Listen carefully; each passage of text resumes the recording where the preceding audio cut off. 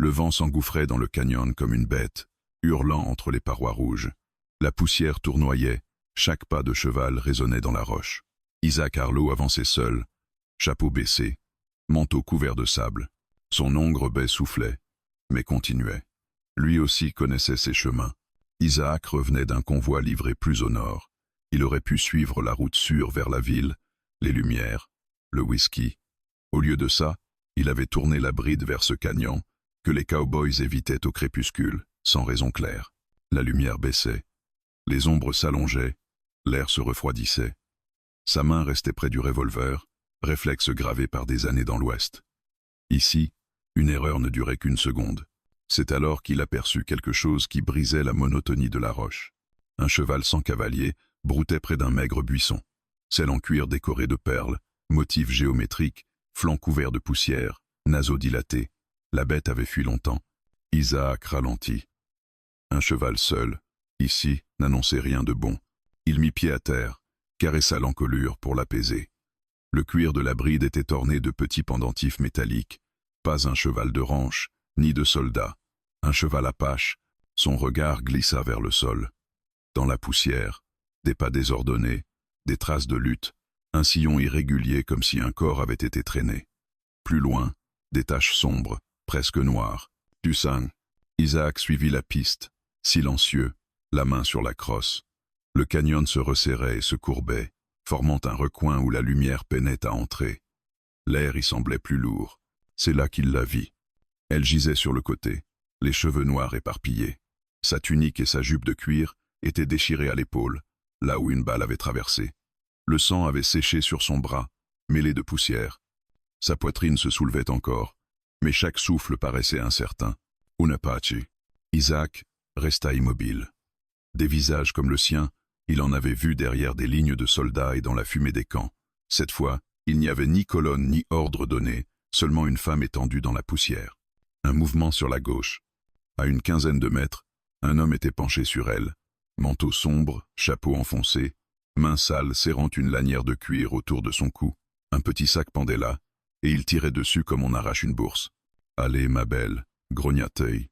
Tu ne sentiras même pas que je te prends ça. » Isaac reconnut la voix avant le visage. Crowder, charognard des plaines, toujours à la traîne des colonnes et des batailles, vivant de ce que les autres laissaient derrière eux. Il vendait bijoux, armes, secrets, peu importait à qui. Isaac sentit sa mâchoire se crisper. Il aurait pu tourner les talons. Une apache blessée, un vautour qui la pillait. Rien de nouveau. Mais quelque chose, cette fois, refusa le silence. Peut être la manière dont les doigts de la femme restaient agrippés au petit sac, malgré la douleur. Peut être le souvenir d'autres silhouettes qu'il n'avait pas défendues. Peut être simplement la fatigue de voir les mêmes hommes profiter des mêmes faiblesses. Le vent souleva un peu de poussière. Isaac avança. Il laissa son cheval derrière lui, prit seulement son fusil à la selle, non pour viser, mais pour l'emporter en main. Ses pas ne firent pas craquer un caillou. À quelques mètres, il s'arrêta. Crowder, occupé à tirer sur la lanière, ne l'avait pas encore entendu. « Lâche !» souffla la femme, à peine audible. Crowder ricana. « Garde ton souffle pour mourir proprement. » La voix d'Isaac coupa court au rire. « Lâche-la, Crowder !» Le nom tomba dans l'air immobile. L'autre se raidit, tourna la tête. Ses yeux pâles cherchèrent la source, puis se figèrent. « Arlo !» lâcha-t-il. « Fallait que ce soit toi. » Isaac s'approcha encore de 2 pas, les éperons tintant faiblement. Sa main n'était pas sur son revolver. Il tenait son fusil par le canon, comme un bâton. « Tu l'as entendu ?» dit-il calmement. « Lâche. » Crowder esquissa un sourire tordu. Toujours le même ton. « Tu joues encore au chevalier ? On peut partager. Ces gens-là ont toujours quelque chose. Je suis pas difficile. » Isaac s'accroupit près de la femme sans le quitter des yeux. Un genou dans la poussière, il planta la crosse de son fusil dans le sol, entre Crowder et le corps blessé. Le bois heurta la terre sèche avec un bruit sec. Le canon resta dressé comme un poteau. Une ligne venait d'être tracée. « Tu ne touches pas à ça, » dit-il. Crowder eut un rire bref. « À ça ? C'est une apache, Arlo. Une morte en retard. Personne ne viendra pleurer. » Les yeux d'Isaac restèrent posés sur lui. Elle respire encore. Tant que je suis là, elle respire tranquille. Le sourire de Crowder se fana. Il connaissait Isaac. Il l'avait déjà vu se dresser pour moins que ça. Quand cet homme posait quelque chose entre lui et un autre, ce n'était pas seulement du bois, c'était une décision. Tu vas risquer ta peau pour elle? Pour une qui, si elle pouvait, te trancherait la gorge? Grogna-t-il. Isaac baissa brièvement les yeux vers la femme. Malgré la fièvre, ils étaient ouverts. Il n'y lut ni gratitude ni peur, mais une vigilance dure, presque un défi. « Je la risque pas pour elle, » répondit-il. « Je la risque parce que toi, tu es en face d'elle. » Le silence qui suivit pesa plus que le vent. Crowder recula d'un pas, main à demi levée, comme pour céder.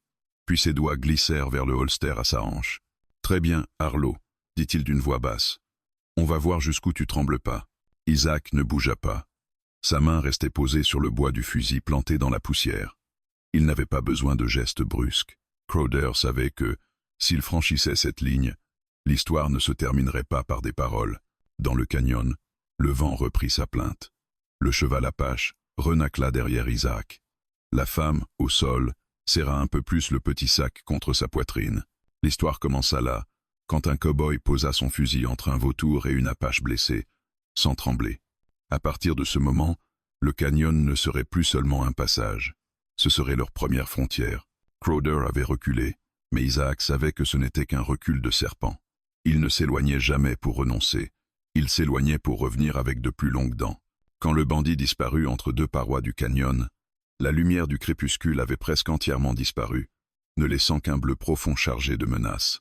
Isaac resta accroupi encore quelques secondes, surveillant le moindre son. Rien, hormis le souffle irrégulier de la femme Apache.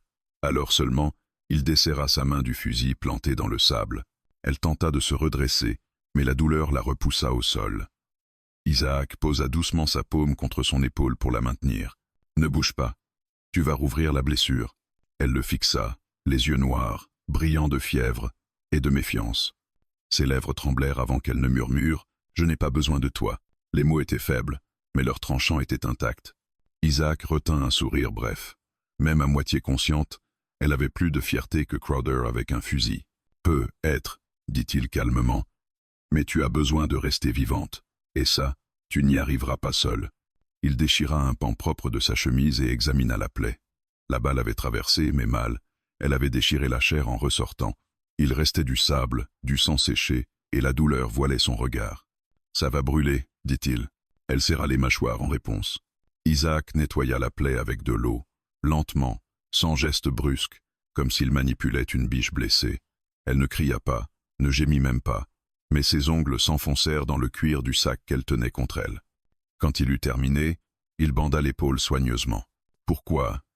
Tu m'aides » souffla-t-elle, haletante.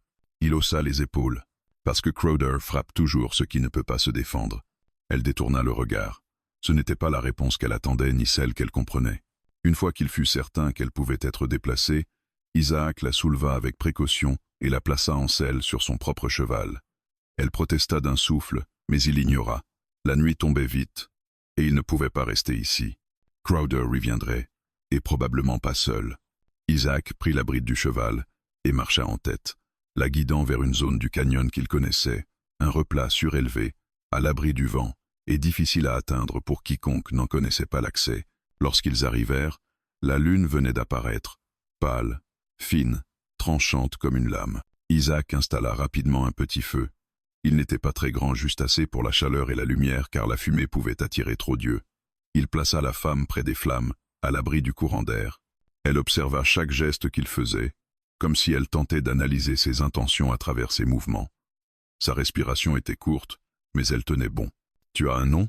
demanda Isaac, en déposant un peu d'eau chauffée devant elle. Elle ne répondit pas immédiatement. Sa main caressait le petit sac qu'elle gardait contre elle, comme si ce morceau de cuir valait plus que sa propre vie. « Naya » finit-elle par dire. Isaac hocha la tête. « Isaac Harlow ». Elle ne répéta pas son nom, elle se contenta de le fixer, comme si elle l'évaluait. Pendant quelques minutes, ils restèrent silencieux. Seul le feu et le vent parlaient. Puis Isaac brisa enfin ce calme tendu. « Ce n'était pas un accident, » dit-il. « Quelqu'un t'a tiré dessus.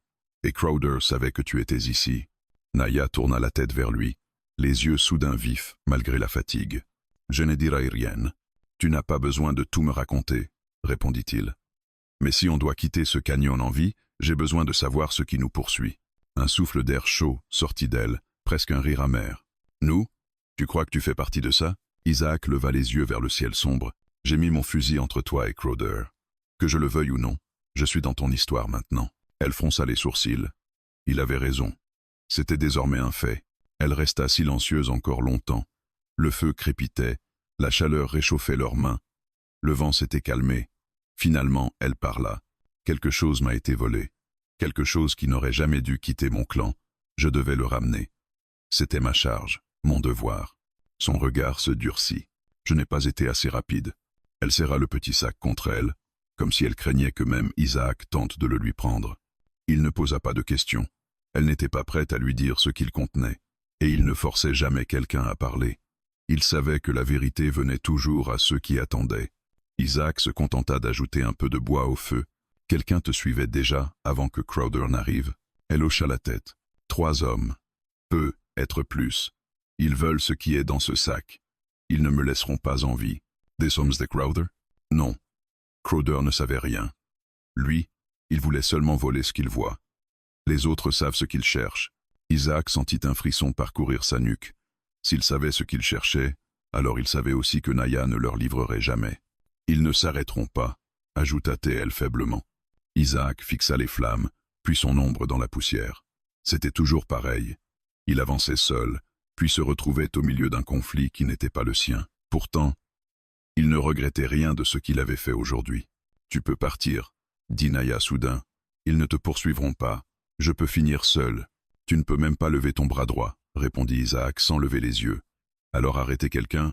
Je ne pense pas. » Elle voulut protester, mais la douleur lui coupa le souffle. « Isaac reprit, tu peux vouloir mourir seul, mais tant que je suis là, ce ne sera pas ce soir. » Elle le regarda longuement, comme si ces mots réveillaient une contrariété, ou peu, être une fragilité qu'elle n'aimait pas sentir. Après un long silence, elle murmura, « Tu ne comprends pas ce que tu risques. » Isaac haussa les épaules. « Je comprends ce que je verrais dans le miroir demain, si je t'avais laissé à Crowder. » Le feu éclairait son visage, dur, marqué par les années. Il n'avait rien d'un héros, juste un homme qui avait déjà trop regardé sans agir. Naya déposa enfin sa tête contre un morceau de sel enroulé comme un oreiller. Son corps se détendit légèrement. « Tu vas rester éveillé ?» demanda-t-elle. « Quelqu'un doit surveiller le feu. » Elle ferma les yeux. Quelques secondes plus tard, sa respiration se fit plus profonde, apaisée malgré la douleur. Isaac, lui, resta parfaitement immobile, fusil sur les genoux, yeux fixés sur l'obscurité.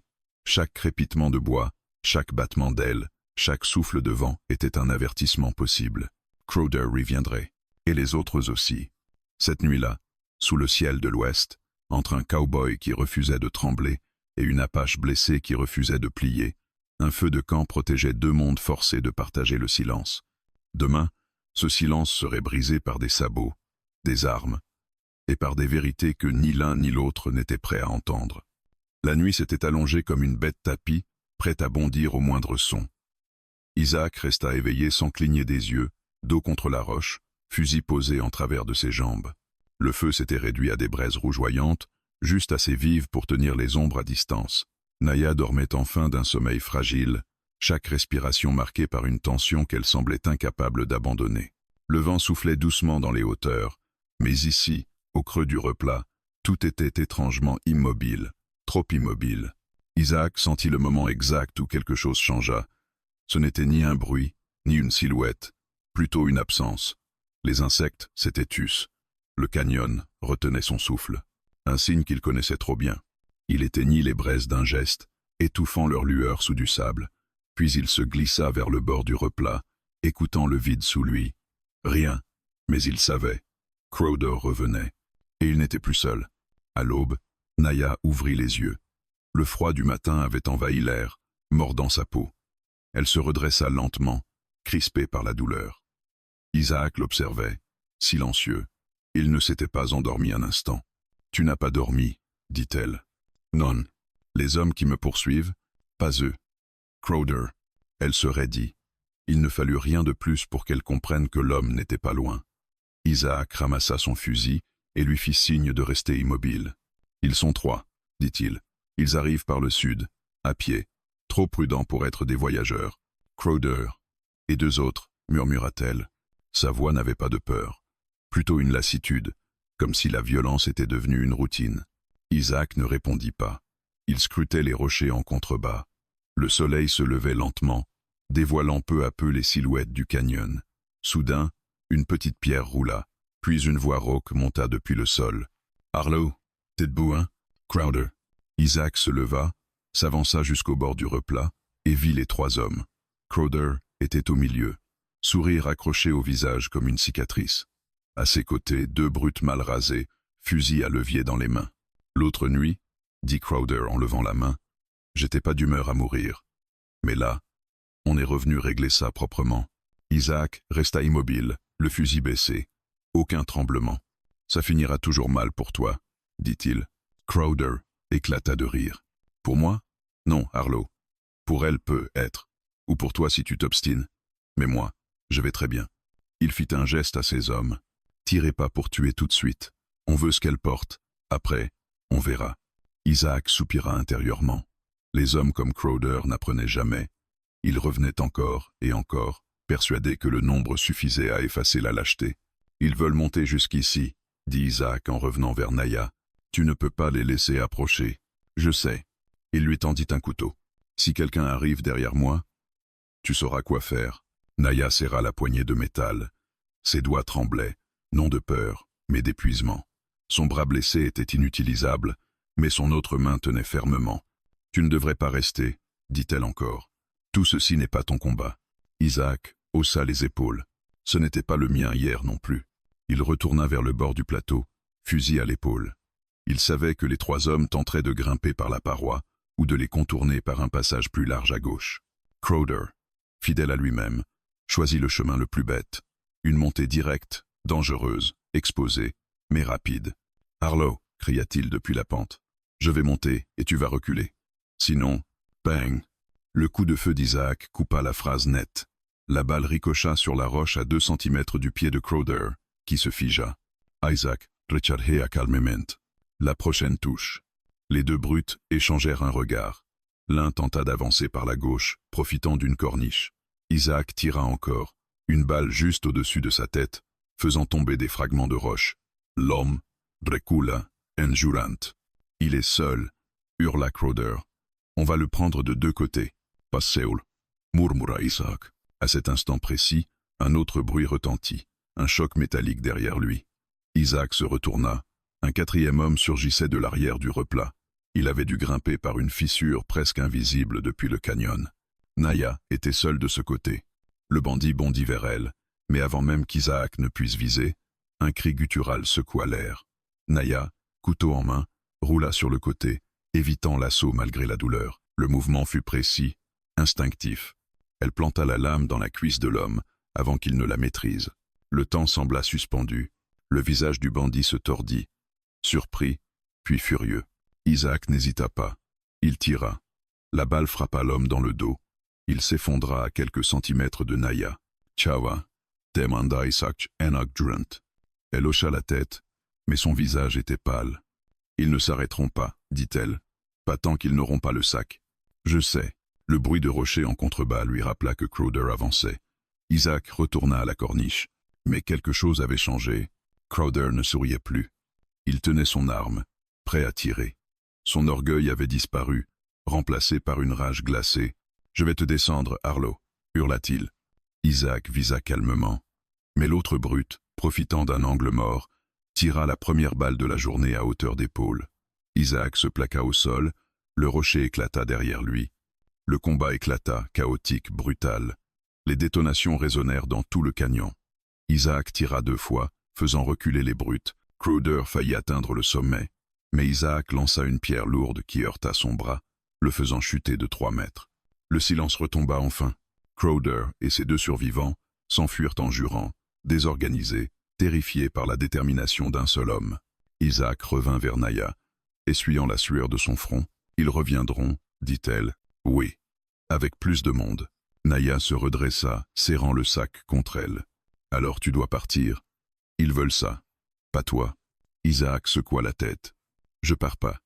On part ensemble. Et on part maintenant. » Elle le regarda longtemps, comme si elle cherchait à comprendre ce qui pouvait pousser un homme qui ne lui devait rien à se mettre en travers de balles qui ne le concernaient pas. « Pourquoi » demanda-t-elle enfin. Isaac rangea son fusil, resserra sa ceinture, puis répondit simplement « Parce que je t'ai protégé hier, et ça fait de nous deux une cible. Si tu tombes, je tombe. Alors autant marcher du même côté. » Naya inspira lentement, comme résignée à une vérité qu'elle n'avait pas choisie. Ils quittèrent le replat juste avant que le soleil ne frappe le fond du canyon. Ensemble, et pour la première fois, l'air autour d'eux semblait annoncer une guerre qu'aucun d'eux n'avait réellement comprise jusque-là. Ils quittèrent le replat en silence, avançant lentement dans la fraîcheur du matin. Le soleil n'avait pas encore embrasé l'horizon, et une pâle lueur bleue éclairait les parois du canyon. Isaac marchait en tête, tenant la bride du cheval sur lequel Naya était installée. Elle tenait à rester droite, malgré la douleur qui raidissait tout son flanc. Son visage était fermé, concentré, comme si la souffrance n'était qu'un caillou de plus sous son pied. Derrière eux, quelque part dans l'ombre du canyon, Crowder rassemblait ses hommes. Isaac l'imaginait très bien, colère grinçante, bras meurtris, orgueil piétiné. Ce genre d'homme ne supportait pas la défaite, encore moins face à quelqu'un qui ne cherchait même pas la gloire. La sortie du canyon déboucha sur une vaste plaine. Une mer d'herbe haute ondulait sous le vent, parsemée de rochers solitaires et de taches de sauge. Plus loin, les montagnes s'élevaient, bleues et presque irréelles. La lumière du soleil commençait à s'étendre sur cette immensité, révélant l'ouest dans toute son étendue sauvage. « On ne devrait pas rester à découvert, » dit Isaac en scrutant l'horizon. « On ne devrait pas s'arrêter du tout, » répondit Naya.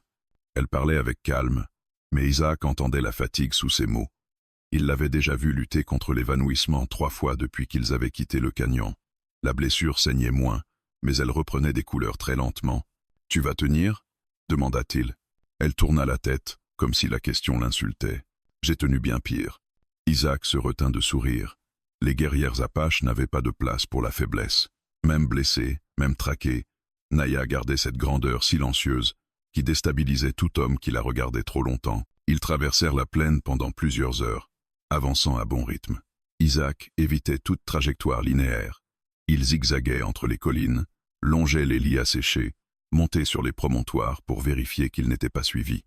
À chaque arrêt, Naya observait aussi le terrain, repérant des détails invisibles pour quiconque n'avait pas grandi dans ces terres. « Tes ennemis, » dit Isaac, en reprenant la marche. « Ils appartiennent à ton peuple ? Non, ce sont des renégats, des hommes qui ont tourné le dos à leur clan. Ils vendent des informations, des terres, des secrets, à quiconque offre assez d'argent. » Elle serra le sac contre elle. « Celui qui a fait ça, celui qui m'a tiré dessus, n'est pas un Apache. C'est un blanc, un militaire, un traître pour tous. » Isaac ralentit. « Un militaire ? Oui. Il s'appelle les Briggs. » Isaac s'arrêta net. Le vent souleva la poussière autour de lui, mais il ne bougeait pas. « Tu connais ce nom ? » ?»« Je le connais, » dit-il d'une voix basse. « Et si c'est lui qui te poursuit, nous avons beaucoup moins de temps que je pensais. » Elle le fixa, étonnée. « Qui est-il, pour toi ?» Isaac regarda la plaine, les herbes qui dansaient au loin. Son regard devint plus sombre, comme si l'ombre de Briggs venait d'effacer une partie du soleil. Un homme que j'aurais dû arrêter il y a longtemps. Un de ceux qui regardent une vie humaine comme un objet qu'on peut saisir, briser ou vendre. Des hommes comme Crowder travaillent pour lui parce qu'ils ne valent pas mieux. Il reprit la marche. Naya ne posa pas d'autres questions. Elle savait reconnaître une blessure quand elle en voyait une. Ils atteignirent un vieux bosquet, un endroit discret, parfait pour une halte rapide. Isaac aida Naya à descendre du cheval. Elle posa les pieds au sol, mais manqua de tomber. Isaac la rattrapa par la taille. Elle serra les dents, mais ne le repoussa pas. « Tu vas t'évanouir si tu continues comme ça, » dit-il. « Je n'ai pas le luxe de m'arrêter. Alors tu prends ce luxe maintenant. » Il la fit asseoir contre un tronc d'arbre. Le soleil filtrait à travers les feuilles, créant des motifs dorés sur sa peau. Isaac en profita pour vérifier le bandage. La blessure suintait encore un peu, mais l'infection ne s'était pas propagée. Il nettoya à nouveau la plaie. Naya suivait chacun de ses gestes, son regard soudain moins dur. « Tu sais soigner les blessures, » dit-elle. « Quand on vit dans l'Ouest, il vaut mieux. » Elle hésita, puis ajouta, « Tu n'as pas posé de questions sur ce qu'il y a dans ce sac. » « Pourquoi ?» Il releva les yeux vers elle. « Ce n'est pas ce que tu portes qui m'importe. C'est ce que d'autres sont prêts à te faire pour l'obtenir. » Elle sembla déstabilisée, comme si elle n'avait jamais entendu une réponse qui ne cherchait ni à connaître, ni à posséder. Un bruit de pierre écrasée interrompit leur échange. Isaac se redressa immédiatement. Puis un autre bruit, plus proche. Il alla jusqu'au bord du bosquet et scruta la plaine. Une poussière lointaine s'élevait, 3 silhouettes à cheval, avançant vite. Pas Crowder, d'autres hommes. Peu être ceux de Briggs. On doit partir maintenant, dit-il. Naya se leva, malgré la douleur. Isaac l'aida à remonter en selle. Tu sais où on va? Demanda-t-elle. Oui. À un endroit où je ne voulais plus jamais retourner. Elle attendit la suite, mais il ne dit rien de plus. Ils s'élancèrent à travers la plaine. Les 3 cavaliers derrière eux s'approchaient. Les collines projetaient de longues ombres. Le vent s'était levé, portant avec lui le parfum lointain du danger. Ils atteignirent un pont de pierre naturelle, un long arc rocheux qui traversait un ravin. Isaac accéléra. Derrière eux, les cavaliers gagnèrent du terrain. « Tienstoy », dit-il. Ils franchirent le pont. Isaac se retourna, sortit son fusil et tira une balle dans une fissure du rocher. L'explosion fit tomber une partie du pont, assez pour rendre la poursuite impossible, pour l'instant. Les cavaliers freinèrent brutalement, leurs chevaux cabrant. Isaac rangea son fusil. « Ça leur fera perdre du temps, dit-il. » Naya le regarda sans expression. « Pourquoi fais-tu tout ça pour moi, Isaac Arlo ?» Il fixa l'horizon, les montagnes, la route encore longue. Parce que Briggs ne mérite pas de gagner. Pas cette fois. La plaine s'étendait devant eux, immense, brûlante, prête à avaler les secrets qu'ils portaient. Ils continuèrent leur fuite, ensemble, vers un avenir qui s'assombrissait à chaque battement de sabot. Le soleil était haut lorsque Isaac et Naya atteignirent enfin la lisière d'une forêt maigre, un ensemble d'arbres tordus par le vent, trop secs pour donner de l'ombre complète, mais assez pour masquer une présence. Le cheval respirait lourdement. Naya aussi. Isaac ralentit l'allure, jetant un coup d'œil derrière eux. Aucun cavalier en vue. Le ravin avait tenu. Pour l'instant, on y est presque, murmura-t-il. Où? Demanda Naya, une main serrée contre sa blessure. Isaac leva le menton vers une colline boisée. Une cabane. Un trappeur y vivait il y a quelques années. Il me laissait y passer les nuits d'hiver, quand les routes étaient pleines de bandits ou de loups. Il n'y a jamais beaucoup d'âmes dans le coin, et celles qui y passent n'y restent pas longtemps. Naya acquiesça faiblement. Elle ne posait plus de questions inutiles. Elle conservait son souffle pour rester consciente. Ils montèrent la colline à un rythme lent, le cheval glissant parfois sur les feuilles sèches. L'air sentait la résine brûlée et la cendre ancienne. Quand ils atteignirent le sommet, un sentiment étrange traversa Isaac. Un frisson qui ne venait pas du vent. La cabane était là, ou plutôt, ce qu'il en restait. Les portes pendaient, brisées. Le toit s'était effondré d'un côté. Les murs portaient des taches sombres, et surtout, aucun silence naturel. Pas un oiseau, pas un insecte, juste une immobilité lourde. Isaac descendit de cheval d'un mouvement sec. « Reste ici. » dit-il. « Non. » Elle avait répondu immédiatement, sans réfléchir, comme un instinct. Il ne discuta pas. Elle descendit, appuyée contre la selle, et marcha près de lui. Ils s'approchèrent de la cabane. Isaac poussa la porte du bout du canon. Elle grinça comme une plainte humaine. L'intérieur était un champ de ruines. Des objets étaient renversés, des couvertures déchirées, un pot de fer éclaté sur le sol. Mais ce n'était pas le désordre qui glaça Isaac, c'étaient les marques sur les murs, traces de lutte, éclaboussures sombres, une empreinte de main glissée sur les planches. Personne n'avait survécu à ce qui s'était passé ici. Naya resta figée, les yeux parcourant chaque détail, comme si elle déchiffrait un langage silencieux. « Briggs » murmura-t-elle. Isaac serra les dents. « Tu en es sûr? »« Oui. » « Ce n'est pas la première fois que je vois ce qu'il laisse derrière lui. » Elle baissa les yeux sur une tige de flèche brisée au sol. Le bout était maculé de rouge séché. « C'était un message, dit-elle. Un avertissement pour toi. » Isaac releva brusquement la tête. « Pour moi, il savait que tu viendrais ici. Crowder a dû parler. Ou peu. Être Briggs connaît-il mieux ton passé que tu ne veux le croire. » Isaac sentit sa respiration devenir plus lourde. La cabane n'était pas seulement un abri perdu, c'était un souvenir qu'il avait laissé mourir autrefois, et que Briggs venait de déterrer pour lui rappeler quelque chose. Aucune fuite ne dure éternellement. Il s'agenouilla près d'une marque de semelle dans la poussière. « Ils étaient 4, dit-il. Peut être 5. Ils n'ont pas passé longtemps ici. 1 heure tout au plus. Ils savent que nous ne sommes pas loin, répondit Naya. Elle avait raison.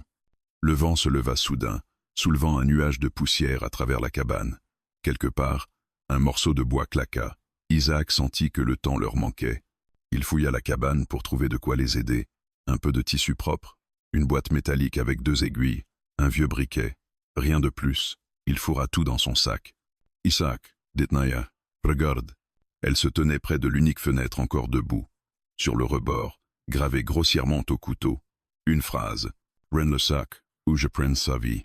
La lame avait creusé profond. Assez pour comprendre que Briggs voulait que le message reste longtemps visible. Isaac sentit son estomac se tordre.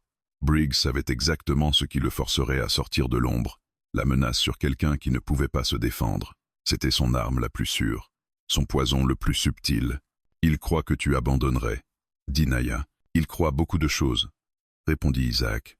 Il referma le poing jusqu'à blanchir les jointures. Ils sortirent de la cabane. L'air semblait plus lourd encore. Isaac aida Naya à remonter en selle, puis observa les alentours. Les empreintes menaient vers l'est, vers une autre vallée. « On doit repartir, » dit-il. « Isaac. » Elle l'avait dit doucement, mais avec une force qu'il ne lui connaissait pas encore. Il se tourna vers elle. « Si tu restes avec moi, » dit-elle, « tout ce qui t'attend, c'est la mort. Peut être pas aujourd'hui, peut être pas demain, mais elle viendra. » Elle ouvrit le sac et en sortit un petit objet enveloppé d'un tissu de lin. Elle le déplia.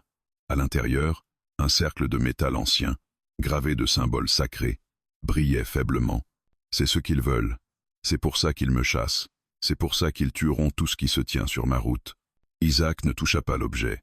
Il le regarda simplement, puis leva les yeux vers elle. « Ce n'est pas l'objet qu'ils craignent. C'est ce qu'il représente. »« Et toi ?» demanda-t-elle. « Que représentes-tu pour eux ?» Il resta silencieux un moment, puis murmura. « Quelqu'un qui aurait dû mourir il y a longtemps. » Elle referma le tissu et rangea l'objet. « Tu peux partir maintenant, Isaac Harlow. Briggs ne s'intéresse qu'à moi. » Isaac ajusta la bride, serra les sangles, contrôla son fusil. Puis il répondit « Et c'est pour ça que je ne partirai pas. » Elle baissa lentement les yeux, comme si elle comprenait enfin quelque chose qu'elle n'avait pas voulu accepter. Ils quittèrent la clairière. Mais avant de disparaître entre les arbres, Isaac se retourna une dernière fois vers la cabane détruite. La fumée ancienne flottait encore. Les marques sur le mur semblaient les suivre du regard. « C'était un message, » dit-il, « mais pas seulement pour moi. Pour qui d'autre ?» Isaac monta à cheval. « Pour toi.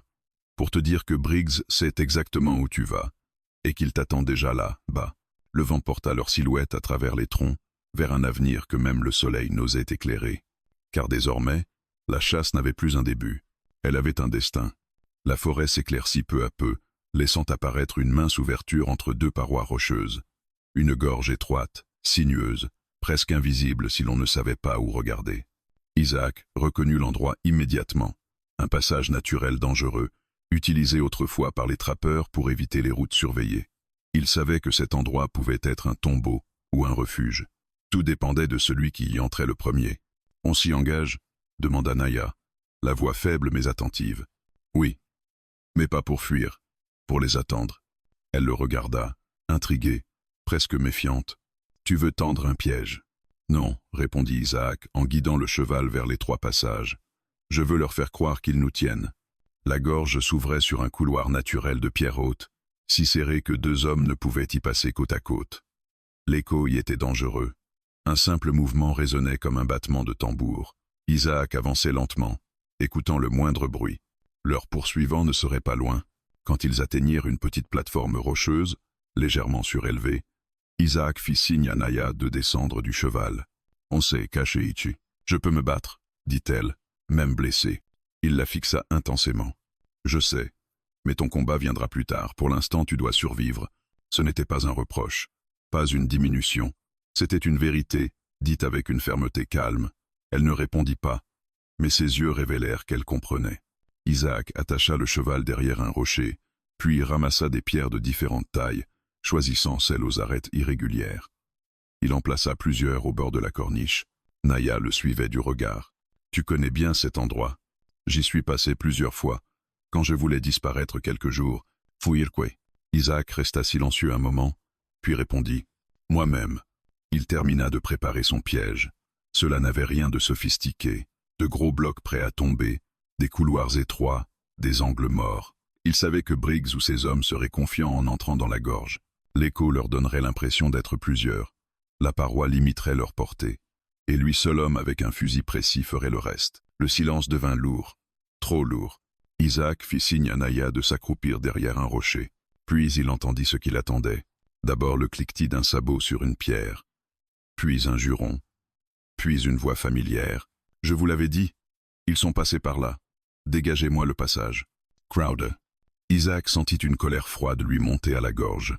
Ce charognard avait ramené du renfort. Il reconnaissait 3 voix. Peut être 4. Pas assez pour Briggs, pas assez pour l'armée, mais assez pour tuer 2 fugitifs. Isaac posa un doigt sur ses lèvres pour demander le silence. Naya hocha la tête. Les premiers hommes entrèrent dans la gorge. Isaac attendit, immobile, comme une bête tapie. « Je vois rien », grogna un homme. « Avance », dit Crowder. « Ils peuvent pas être loin. » Isaac prit une pierre et la laissa tomber dans une fissure derrière lui. Le bruit résonna comme un craquement de tonnerre. Les hommes sursautèrent. « Là, à droite. »« Idiote », souffla Crowder. « C'est l'écho. Concentrez-vous. » Isaac sourit. Crowder était malin, mais pas assez pour comprendre qu'il venait d'entrer dans une gueule de pierre et que la pierre ne pardonnait pas.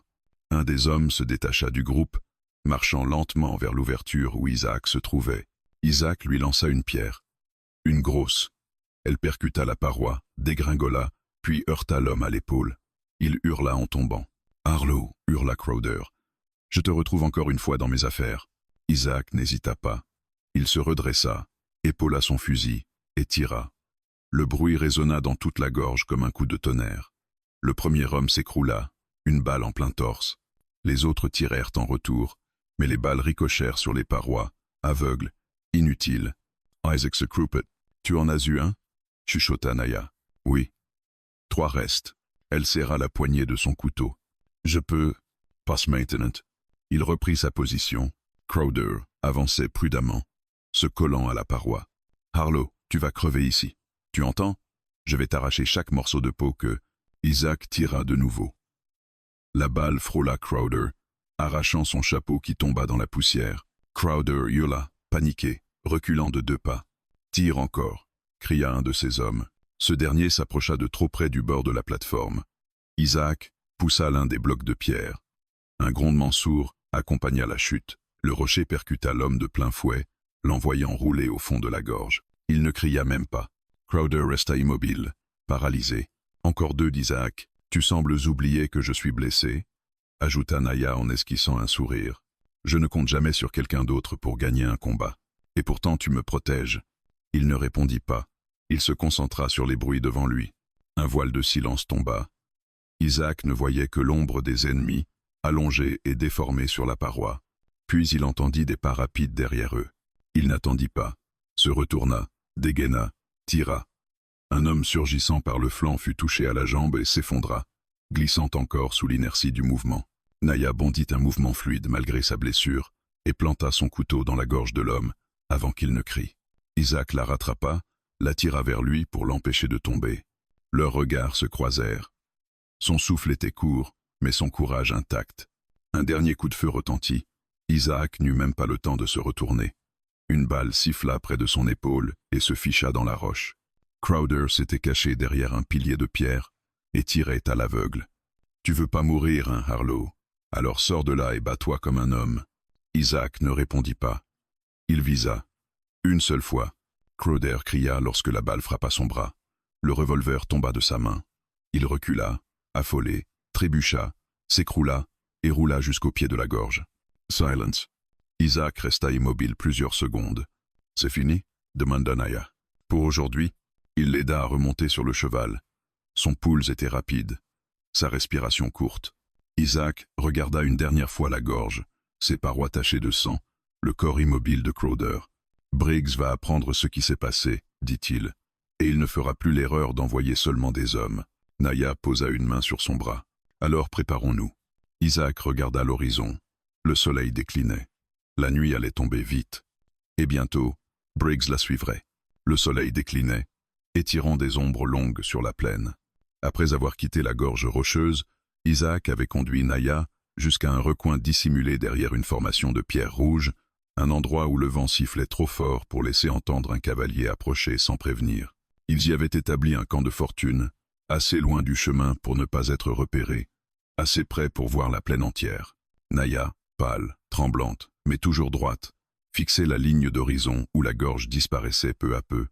Son épaule saignait encore légèrement, mais son regard était plus vif que la veille. Cette femme ne se brisait pas, elle se forgeait. Isaac installa un petit feu discret, utilisant seulement des branches sèches pour éviter la fumée. Il observa Naya un instant. Elle gardait le sac contre elle, comme si elle refusait de le poser même un instant. « Tu devrais dormir, » dit-il doucement. « Je dormirai quand Briggs sera mort. » Isaac s'assit en face d'elle, le feu éclairant son visage marqué par la fatigue et la résolution. « Parle-moi de lui, » dit-il. « De Briggs. Tu m'as dit qu'il t'avait tiré dessus, qu'il voulait cet objet. Mais je sens qu'il y a plus. Quelque chose que tu ne m'as pas dit. » Elle resta silencieuse quelques secondes, comme si elle choisissait avec soin les mots à laisser sortir. Puis elle ouvrit lentement le sac, sortant l'objet enveloppé dans un tissu de lin. Elle déplia la toile. La lumière du feu s'y refléta immédiatement. Un cercle de métal ancien, gravé de symboles qui semblaient danser à la surface. Un mélange d'argent, de cuivre et d'une pierre sombre incrustée au centre. C'était un artefact, un objet d'importance. Pas seulement matériel, spirituel. « Qu'est-ce que c'est » demanda Isaac, sans tendre la main, par respect. « C'est un sceau, un ancien symbole de paix. Il appartenait à mon clan, longtemps avant que les premiers soldats arrivent sur ces terres. Il représentait l'unité entre 3 tribus, jusqu'à ce que les hommes de Briggs s'en mêlent. » Elle prit une profonde inspiration. Briggs l'a volé il y a 9 mois. Il a massacré ceux qui le gardaient. Il pensait qu'il cachait une carte vers de l'or, ou des terres fertiles. Mais ce sceau ne conduit à rien de tel. Il ne montre qu'une seule chose, l'endroit où nos anciens se réunissaient pour négocier la paix, un lieu sacré. Un lieu que Briggs veut contrôler pour forcer les tribus à plier. Isaac fronça les sourcils. Et comment sait-il tout ça? Naya posa le seau entre eux, puis releva les yeux. Parce qu'un homme de ton peuple lui a tout raconté. Isaac sentit quelque chose se serrer dans sa poitrine. Un soldat? Elle secoua la tête. Non. Un guide, un éclaireur, quelqu'un qui connaissait parfaitement les terres, les coutumes, les croyances, quelqu'un que les tribus respectaient, parce qu'il avait gagné leur confiance. Isaac resta sans voix. « Tu parles d'un traître, » dit-il. « Oui. » Elle le fixa droit dans les yeux. « Tu parles de toi. » Le silence s'abattit comme une pierre dans un lac. Le feu crépitait, mais les flammes semblaient soudain plus froides. Isaac détourna les yeux. C'était un souvenir qu'il avait enterré loin, si loin qu'il pensait ne jamais avoir à le revivre. « J'ai travaillé avec Briggs, » murmura-t-il. « Mais je ne lui ai jamais donné ce sceau. Je ne savais même pas qu'il existait. Peut être. Mais tu lui as donné quelque chose de plus précieux encore. » Isaac releva la tête, le visage fermé. « Quoi ?» Naya posa doucement sa main sur le sceau. « Tu lui as donné la route, les chemins sûrs, les villages que personne ne devait trouver. Tu lui as offert la possibilité d'approcher ceux qu'il voulait détruire. » Isaac sentit la honte remonter comme une vague brûlante. Il se leva brutalement, faisant grincer les pierres sous ses bottes. « J'ai quitté son service dès que j'ai compris ce qu'il faisait, » cria-t-il presque. « J'ai essayé d'arrêter ces massacres. »« Tu as essayé trop tard, » répondit-elle doucement. Beaucoup étaient déjà morts. Il ferma les yeux, comme si les mots étaient des blessures qu'il connaissait déjà mais qu'il revivait encore une fois. « Si abrisso, tu savais, Isaac. Pas tout peut être, mais assez. Assez pour comprendre qu'un homme comme lui n'apporte jamais la paix. » Il serra les poings. Il voulait hurler, courir, frapper quelque chose, mais il ne fit rien. Il resta debout, immobile, luttant contre sa propre ombre. Après un long moment, Naya reprit la parole. Briggs veut le sceau parce qu'il pense qu'il lui donnera le pouvoir d'obliger les tribus à signer une paix qui l'arrange. Une paix qui le rend maître des terres. Une paix sans honneur. Isaac s'assit lentement. « Tu aurais pu me tuer quand tu m'as vu, » dit-elle. « Ou me laisser mourir. Pourquoi m'as-tu aidé ?» Sa voix était brisée, différente de toutes les fois où elle avait parlé avant. Isaac releva les yeux. « Parce que j'ai beaucoup de sang sur les mains. Et parce que je refuse d'en laisser plus couler. Pas le tien. » Elle le regarda longuement, sans un mot. Dans ses yeux, il y avait à la fois de la colère, de la douleur, mais aussi discrètement une ombre de compréhension. « Alors tu comprends ce qui va arriver maintenant, » dit-elle. « Oui. » Briggs ne reculera pas. Il viendra lui-même. Il ne laissera jamais ce que tu représentes, ni ce que je protège, s'échapper. Isaac hocha la tête. « Et nous devons l'arrêter avant qu'il ne nous trouve. » Elle referma le sac autour du seau. « Tu ne te bats pas pour moi, Isaac Harlow. Tu te bats contre celui que tu étais. et je dois me battre contre celui qui m'a volé ma tribu. Le vent souffla fort soudainement, éteignant presque les flammes. Au loin, au-delà des dunes et des pierres, un nuage de poussière se levait. Des chevaux approchaient. Isaac se leva, fusil en main. « Il arrive », dit-il. Naya se redressa malgré la douleur. « Alors ce soir, nous affrontons nos passés. » La nuit s'abattit sur eux comme un rideau de plomb, et avec elle, la promesse d'un affrontement que ni l'un ni l'autre ne pouvaient éviter. Le vent s'était levé brutalement au coucher du soleil, comme si le désert lui-même respirait plus fort, avertissant ceux qui osaient encore s'y aventurer. Isaac resserra sa veste contre lui. Naya, en selle, gardait le sac serré sous son bras valide. Il n'avait plus un instant à perdre. Le nuage de poussière qu'Isaac avait aperçu ne pouvait signifier qu'une chose: Briggs avait enfin décidé de venir lui-même. Et Briggs ne voyageait jamais sans une petite armée. Leurs chevaux avançaient à vive allure, martelant le sol sec. La terre vibrait sous leurs sabots comme un tambour de guerre. « Nous devons atteindre les Mésas avant l'aube, » dit Isaac. « Pourquoi là-bas ? Parce que c'est le seul endroit où on peut choisir la bataille. » Naya ne répondit pas, mais la tension dans sa mâchoire montrait qu'elle comprenait parfaitement. Briggs avait l'avantage du nombre, de l'armement et de la connaissance du terrain grâce à Isaac, autrefois. Les Mésas, ces grandes falaises plates, offraient toutefois un passage étroit que 2 personnes pouvaient défendre contre 20. Ou mourir intentant. La nuit tomba entièrement, et avec elle les premières étoiles. Une lumière blanche se reflétait sur les rochers. Naya respirait difficilement, mais son regard restait fixé devant elle, indomptable. « Tout va se tenir ?» demanda Isaac. « Je te l'ai dit. Je tiendrai jusqu'à ce que je touche Briggs ou que je meure. »« Pas ce soir, » répondit-il en serrant les rênes. Le cheval d'Isaac s'arrêta soudain, oreille dressée. Isaac leva la main, silence. Dans le vent, un claquement métallique, très léger, trop léger pour être naturel. « Ils sont proches, » murmura-t-il. Une ombre traversa la colline à leur droite, puis une autre. Des éclaireurs. Briggs testait le terrain. Isaac descendit de cheval, aidant Naya à mettre pied à terre. « On marche à partir d'ici. »« Pourquoi ? » ?»« Le cheval pourrait. Les chevaux font trop de bruit. Et s'ils nous entendent fuir, ils sauront que nous les redoutons. » C'était vrai. La peur nourrit les prédateurs. Le sol craquait doucement sous leurs pas. De petits cailloux dégringolaient. La lune éclairait des silhouettes rocheuses qui ressemblaient tantôt à des animaux, tantôt à des hommes immobiles. Le désert jouait avec les nerfs.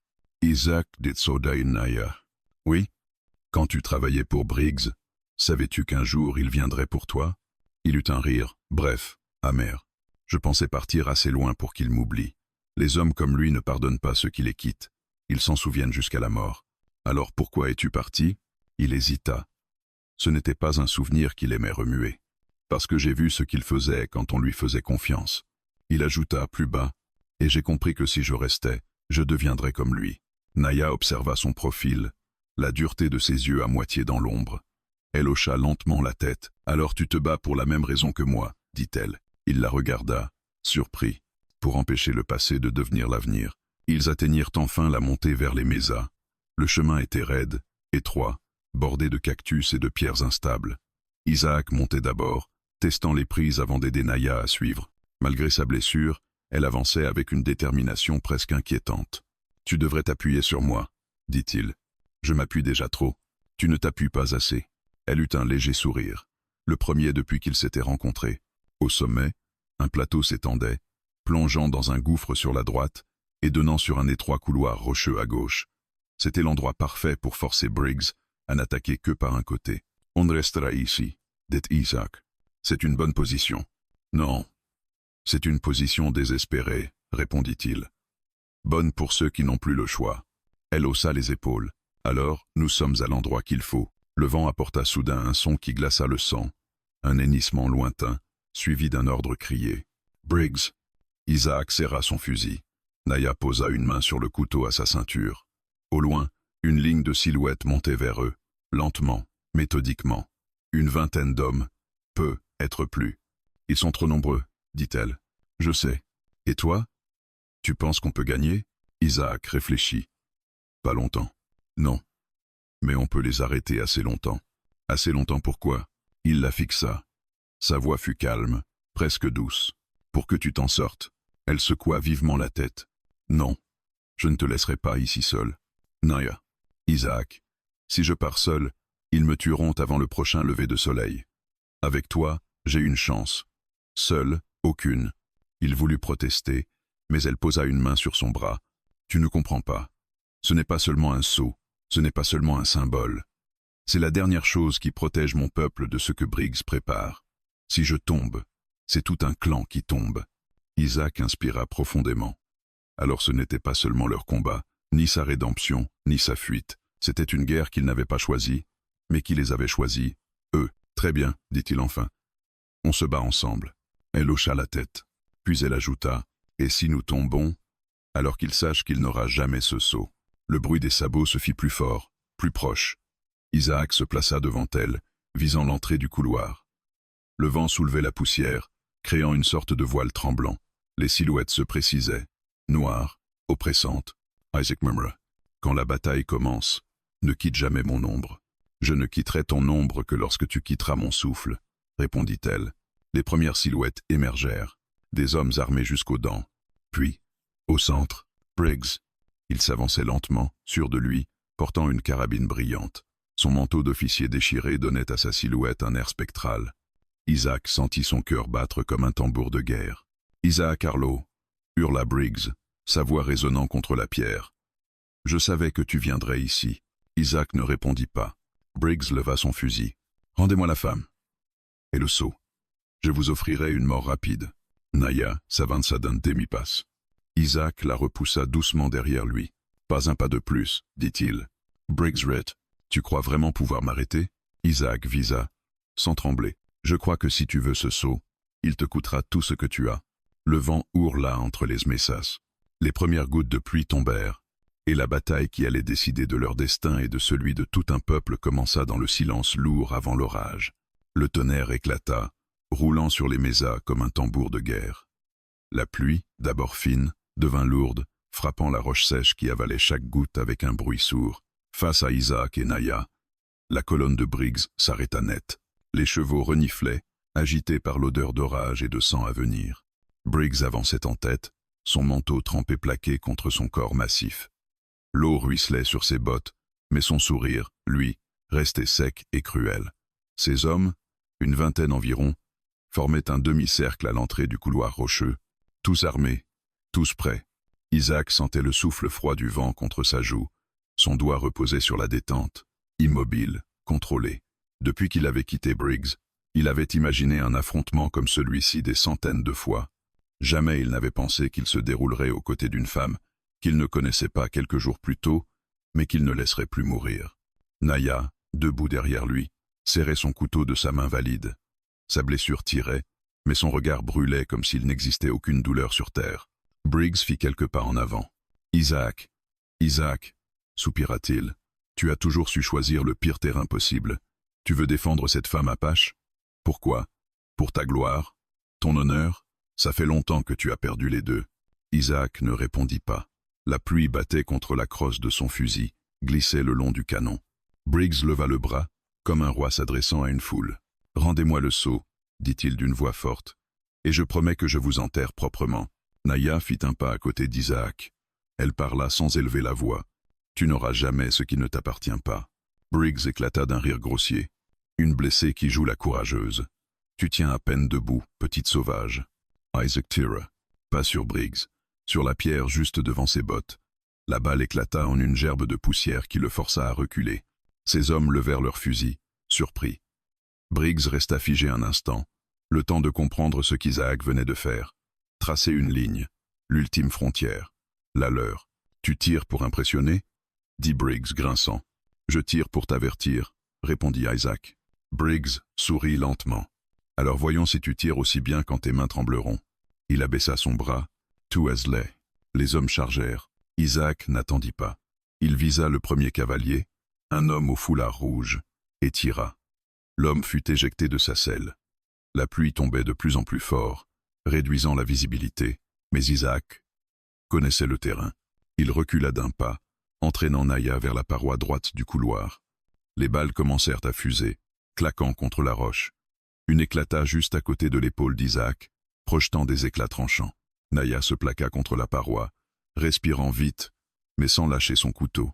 Isaac tira encore, 2 fois.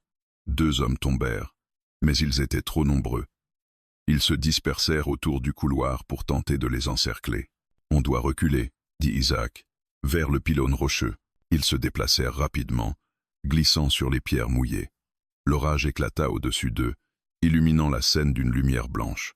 Briggs avançait à son tour, lentement, sûr de lui, profitant de sa supériorité numérique. « Naya, reste près de moi. » Ils atteignirent un renfoncement naturel, protégé par un rocher massif. Isaac rechargea frénétiquement.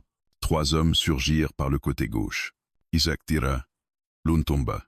Le deuxième sauta à couvert. Le troisième fonça droit sur eux, hurlant, machette en main. Naya se placha devant Isaac. Le bruit du choc résonna dans le couloir. La lame du bandit rencontra la pierre derrière elle. Naya esquiva de justesse, sa blessure criant, mais elle se jeta sous le bras du bandit, planta son couteau dans sa cuisse, puis retira la lame avec un geste sec. L'homme hurla, mais Isaac l'acheva d'une balle en pleine poitrine. « Tu vas tomber si tu continues » cria Isaac. « Je tomberai quand mon cœur me dira de tomber, pas avant. » La bataille continuait. Des éclairs déchiraient le ciel. Les fusils crépitaient. La pluie transformait le sol en un mélange glissant de boue et de sang. Isaac glissait, pivotait, tirait, rechargeait, tirait encore. Naya restait derrière lui, couvrant chaque angle mort. Mais Briggs n'avait pas encore levé son arme. Il avançait toujours, pas après pas, comme un juge qui venait proclamer une sentence. Un éclair illumina son visage, yeux froids, sourire de prédateur. « Hallo » cria-t-il. « Tu veux mourir en héros? Alors je vais t'offrir une mort de héros. » Isaac tira. Briggs esquiva. Une balle frôla son épaule, mais il ne vacilla pas. Un de ses hommes profita de l'angle et tira en direction d'Isaac. La balle siffla si proche de son visage qu'il sentit la brûlure sur sa joue. Un autre bandit arriva par la droite, trop proche. Isaac n'eut pas le temps d'ajuster. Boum! La détonation n'était pas la sienne. Le bandit tomba en arrière, la gorge ouverte.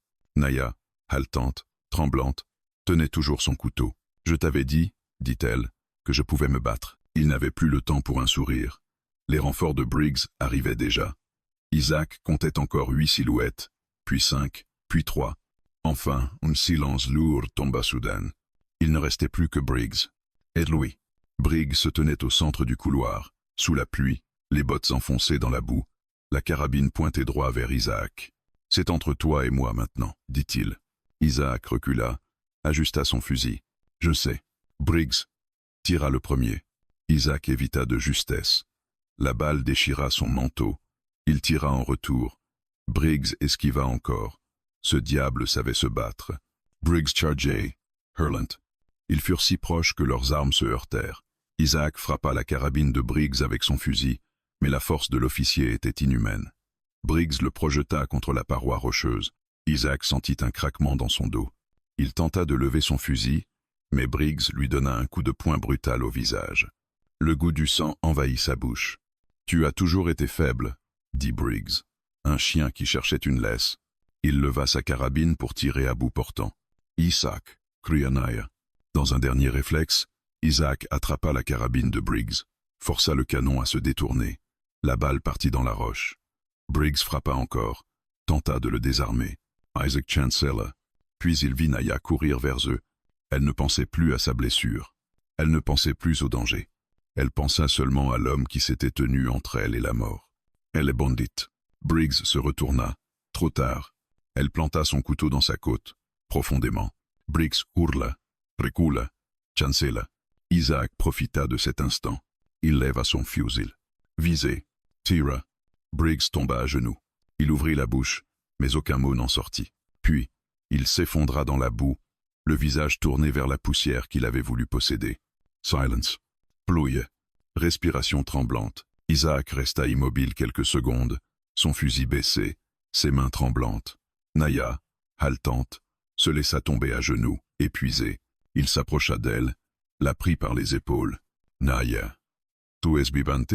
Elle hocha la tête. « Oui. »« Et toi ?» Il rit, un rire brisé, fatigué. « J'aille pire. » Ils restèrent là, sous la pluie battante, 2 âmes qui venaient de survivre à une bataille impossible. Mais dans les yeux de Naya brillait une autre lumière. Une lumière qui disait « Ce n'était pas la fin. Ce n'était que le commencement de la paix qu'ils allaient devoir reconquérir ensemble. L'orage s'était dissipé à l'aube, laissant derrière lui un silence étrange, presque sacré. La pluie avait lavé la poussière, les traces de sang, les pas enragés des hommes tombés durant la nuit. L'air sentait la terre mouillée, comme si le désert lui-même avait décidé de purifier ce qui venait de se jouer entre les mésas. Isaac et Naya restèrent longtemps immobiles, leurs silhouettes encore secouées par le souffle de la bataille. Le corps de Briggs gisait en contrebas du couloir rocheux, à moitié recouvert de boue. Les autres bandits n'étaient plus qu'un tas de silhouettes éparpillées, emportées par la nuit et l'orage. Le soleil rougeoyant émergea lentement à l'horizon, éclairant les roches avec une douceur inattendue. La lumière révélait le monde comme un tableau neuf, où tout pourrait encore être reconstruit. Isaac s'appuya contre un rocher, respirant lentement. Chaque muscle de son corps protestait. Sa bouche était encore teintée de sang séché, mais il vivait, et tant qu'il vivait, il pouvait encore marcher. Naya, elle, était assise, dos contre la paroi. Son visage avait perdu un peu de sa pâleur. La douleur de son épaule semblait moins aiguë, peut être anesthésiée par la fatigue extrême. Mais son regard brillait d'une intensité nouvelle. « C'est fini », dit Isaac d'une voix basse. Elle leva les yeux vers lui, un éclair de prudence dans le regard. « Non, rien n'est jamais vraiment fini. » Il s'esquissa un sourire fatigué. « Alors disons que c'est fini pour aujourd'hui. » Elle hocha lentement la tête. « Pour aujourd'hui, oui. » Isaac se tourna vers le paysage. Les mésas semblaient immobiles, majestueuses. Le soleil frappait leur sommet, comme une couronne de feu. « Quand Briggs est tombé, dit-il, je me suis attendu à ressentir quelque chose. De la colère, du soulagement. Je ne sais pas. Mais il n'y a rien. Rien d'autre que le poids qui quitte mes épaules. C'est ainsi que tombent les monstres, répondit Naya. Pas avec un cri, avec un vide. Isaac réfléchit un instant, puis prit une grande inspiration. Et toi? Tu as ce que tu es venu chercher. Elle posa une main sur le sac fermé, sur le seau qu'elle avait défendu au péril de sa vie. Oui. Mais ce n'est pas un triomphe, c'est un deuil. Ce seau, il aurait dû reposer dans les mains de mes anciens, pas dans le sang. Son regard dériva vers Briggs. Il y a des choses sacrées que les hommes comme lui ne devraient jamais toucher. Isaac hocha la tête. Il se sentit soudain vieux, fatigué, plus fatigué que toutes les années qu'il avait passées sur ces terres. « Que vas-tu faire maintenant » demanda-t-elle. Elle inspira longuement. Retourner auprès des miens, leur rendre le sceau, leur raconter ce qui s'est passé, leur dire que la menace n'existe plus, et après, Naya resta silencieuse. Le vent soufflait à travers les roches, soulevant des filets de sable. Lorsqu'elle parla, sa voix était douce, mais ferme. Après, je verrai. Je n'ai jamais vécu pour moi. Toujours pour un devoir, pour un combat, pour une quête. Je ne sais pas ce qu'il reste quand on a tout perdu, et tout récupéré à la fois. Isaac croisa son regard. Il y trouva une vérité simple. « Tu n'as pas tout perdu », dit-il doucement. Elle baissa les yeux, comme si ces mots avaient réveillé quelque chose qu'elle voulait garder enfoui. « Toi non plus, Isaac Harlow. » Il éprouva une sensation étrange, comme un fil qui l'attirait vers elle. Un fil qu'il n'avait pas cherché, mais qu'il n'avait plus envie de couper. Ils se remirent en route, avant que le soleil ne chauffe trop la plaine. Les chevaux avançaient lentement. Naya gardait le sac posé sur ses genoux, comme un enfant fragile. Isaac surveillait le paysage autour d'eux, mais il savait déjà qu'aucun ennemi ne les suivait. Briggs avait tout misé sur cette attaque. Il avait perdu. Ils descendirent des mésas, traversèrent les plaines dorées, contournèrent un lit de rivière asséché. L'air devint plus calme, plus doux. La menace s'était dissipée peu à peu. À la frontière des terres apaches, ils s'arrêtèrent. Naya descendit de cheval avec effort. Isaac l'aida, mais elle repoussa sa main d'un geste tendre, presque symbolique. « Je peux marcher toute seule. » Elle marcha jusqu'au rocher qui marquait l'entrée d'une vallée sacrée. Isaac la suivit du regard. Elle s'arrêta, posa sa main sur la pierre, murmura quelque chose dans sa langue. Puis elle se tourna vers lui. « Tu n'es pas obligé de venir plus loin. Je sais.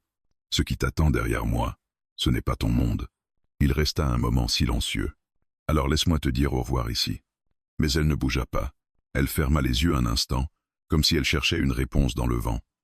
Puis elle revint vers lui, pas à pas, chaque pas effaçant un peu de la distance entre leurs deux histoires. « Isaac, dit-elle doucement, tu m'as protégé sans raison. Tu t'es battu pour moi alors que tout te disait de fuir. Tu as risqué ta vie pour une femme qui n'était qu'un danger sur ta route. » Il sourit faiblement. « Je n'ai jamais eu de bonne route. Elle leva la main valide et effleura son visage, un geste si intime qu'il en perdit presque son souffle. « Peut être, dit-elle, que la route que tu n'avais jamais trouvée commence ici. » Il resta immobile, incapable de parler. Elle ajouta, presque en chuchotant, « Une dette de vie ne se paie pas avec un adieu. » Son cœur se serra. « Alors quoi ?» demanda-t-il. Elle fit un pas de plus vers lui. « Marche avec moi, pas comme un guerrier, pas comme un renégat, pas comme un homme en fuite, mais comme quelqu'un qui choisit, enfin, un chemin. » Isaac sentit quelque chose s'ouvrir en lui, quelque chose qu'il n'avait jamais laissé respirer, l'idée qu'il pouvait appartenir à un endroit, à quelqu'un, à une paix qu'il n'avait jamais connue. Il hocha la tête. « D'accord. » Naya sourit un sourire rare, précieux, qui transforma son visage blessé en une lueur. Ils avancèrent ensemble. Devant eux, la vallée s'ouvrait, lumineuse, protégée, prête à accueillir le sceau, et peut être aussi deux âmes qui avaient traversé l'orage pour trouver, enfin, la paix des braises. Et derrière eux, l'ouest sauvage se taisait, comme s'ils reconnaissaient que leur histoire n'était plus celle de la fuite, mais celle de l'avenir.